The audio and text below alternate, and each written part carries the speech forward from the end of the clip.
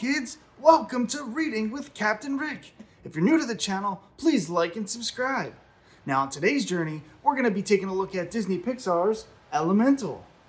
Now, if you're ready to read, strap your shoes, let's go for a cruise!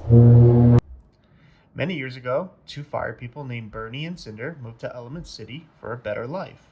It wasn't easy. The elements who lived there, fire, water, earth, and air, didn't always mix. Bernie and Cinder opened a shop in Firetown, where they displayed the blue flame, a symbol of their homeland and traditions. Soon they had a daughter named Ember. Ember developed a talent for sculpting sugar and glass, and had a fiery personality.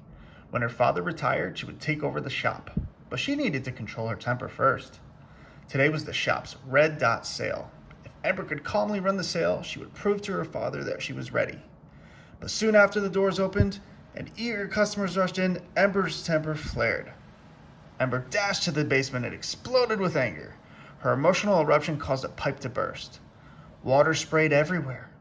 Ember managed to plug the leak, but the basement was flooded.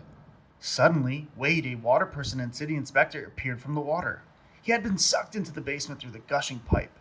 He surveyed the mess and burst into tears. There were so many code violations. He wrote up a bunch of tickets and left. The shop could be shut down. Ember had to stop Wade. Ember caught up with Wade at City Hall, but he had already sent the tickets to Fern in the processing department. Ember explained how important the shop was to her father. Wade agreed to help. They tried to convince Fern to tear up the tickets, but Ember's temper flared again.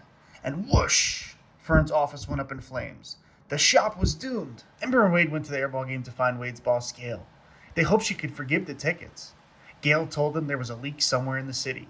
If Wade and Ember could find the source and fix it, Gail would forget about the tickets. But if they failed, Bernie's shop would be shut down. While searching for the leak, Ember spotted Garden Central Station. She told Wade that her father had taken her there as a child to see the unique Vivisteria flowers.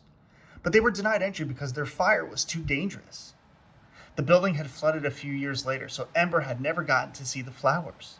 Just then, Wade spotted a broken gate near a canal, the source of the leak. Ember and Wade temporarily blocked the gate with some sandbags, but those wouldn't hold the water for long. At the beach, Ember and Wade filled more sandbags. While they worked, Ember worried about her father's shop. What if she failed? And what would Bernie think of her spending time with a water person? Wade noticed that the sand beneath Ember had melted and turned into glass. She picked up the glass and shaped it into a wisteria flowers.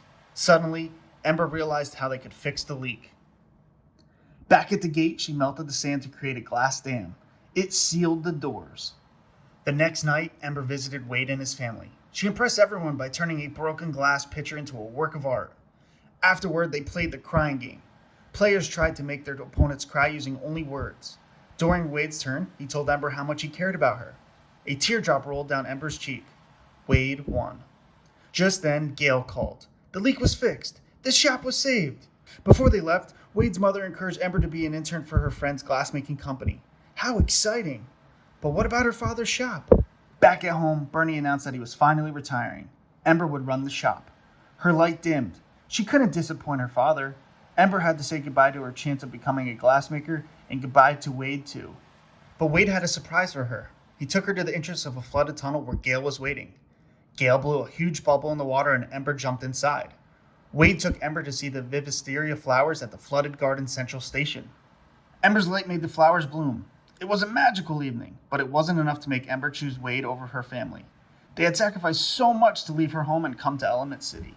At the grand opening of Ember's fireplace, Bernie passed the blue flame to his daughter. Suddenly, Wade appeared and encouraged Ember to tell Bernie how she really felt about taking over the shop. Then Bernie discovered it was Ember who had burst the pipes. To make matters worse, Wade told Ember that he loved her. Ember was torn between what her heart wanted and her sense of duty to her family. She asked Wade to leave. Bernie took back the blue flame from Ember. He would no longer retire. Heartbroken, Ember drove away, glancing back at Element City in the distance.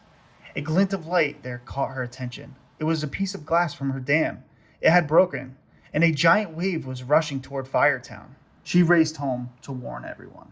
The blue flame was in the shop. Ember jumped inside just as Wade arrived to help. Together, they saved the precious heirloom. But the dangerous waters flooded the shop, trapping Wade and Ember in a small room. Ember's heat made the Wade boil, and it began to evaporate. "I love you, Wade," Ember said. They hugged goodbye. Wade was gone. Ember's family dug through the debris and rescued her. She finally admitted that the shop was her father's dream, not hers. Bernie told Ember that the shop was never the dream. Ember was the dream. Suddenly, a single drop of water fell into a bucket. Ember remembered the crying game. She spoke all the words that had made Wade cry then. The water drops fell harder. Ember's parents joined in the game, and before long, Wade was back. He embraced Ember. Her light had never burned brighter. Soon, Ember got an internship at the best glass design company in the world. She and Wade were leaving Element City for an exciting new life together. Ember waved goodbye to their families. She was finally following her own dreams and her heart. Wow, what a fantastic adventure. Hope to see you on the next charter.